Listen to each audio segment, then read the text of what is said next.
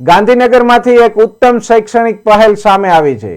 ગાંધીનગર સ્થિત કિશોર કલા ઇન્સ્ટિટ્યૂટે શરૂ કરી છે એક ખાસ પોડકાસ્ટ સિરીઝ, જ્યાં આપણે મળીએ છીએ એવા હોનહાર અને પ્રતિભાશાળી વિદ્યાર્થીઓને જેમણે ધોરણ 12 પછી મેડિકલ અને એન્જિનિયરિંગ જેવા કઠિન અને સ્પર્ધાત્મક ક્ષેત્રોમાં અભૂતપૂર્વ સફળતા મેળવી છે.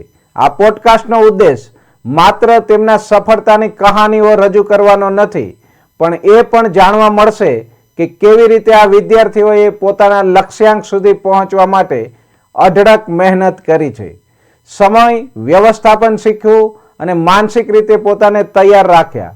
કિશોર ઇન્સ્ટિટ્યૂટની આ પહેલ વિદ્યાર્થીઓ માટે એક પ્રેરણા સ્ત્રોત બની શકે છે, ખાસ કરીને તેમના માટે કે જેઓ આજના સમયમાં મોટી પરીક્ષાઓ માટે તૈયારી કરી રહ્યા છે.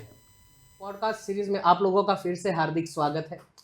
इस पॉडकास्ट सीरीज का मेन मोटिव यही है कि हम लोग ऐसे बच्चों से आपको मिलवाएं जो बच्चों ने ऑलरेडी मेडिकल, इंजीनियरिंग जैसी बहुत सारी अच्छी फील्ड में बहुत अच्छा रिजल्ट गेन किया है।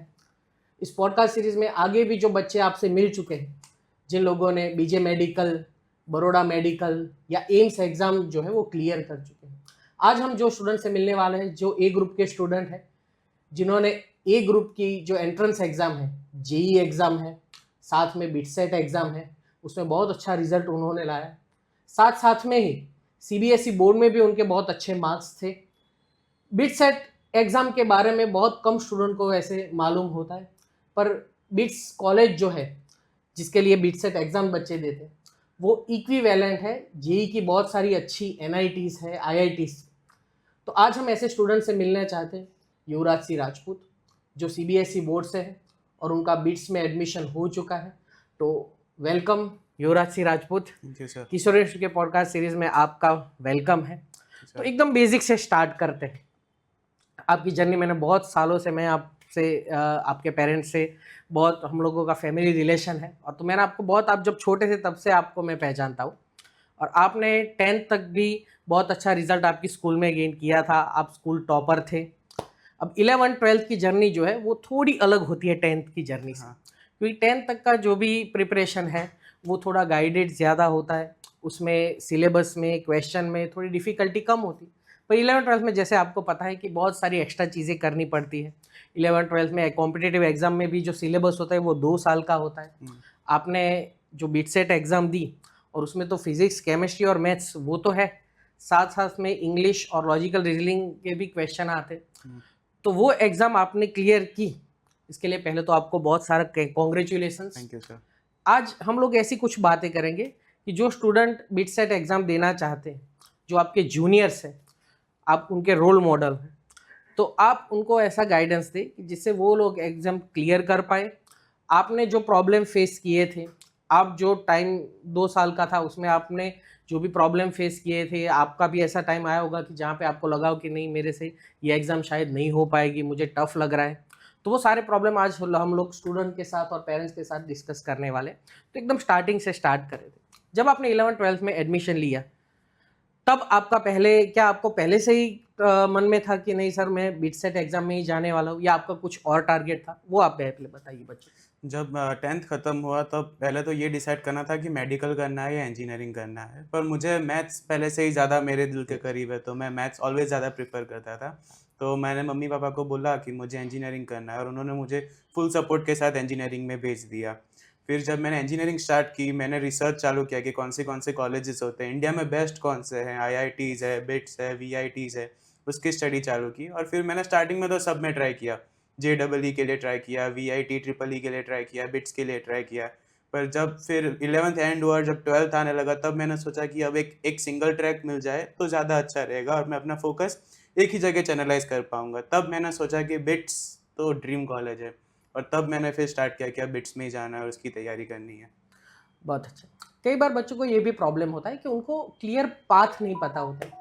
उनका पोटेंशियल बहुत अच्छा होता है, वो कोई भी एग्ज़ाम क्रैक करने का पोटेंशियल लगता है, पर उनको पता नहीं होता है कि अगर मेरा गोल ये है तो उसके लिए मुझे ये प्रिपरेशन करनी चाहिए।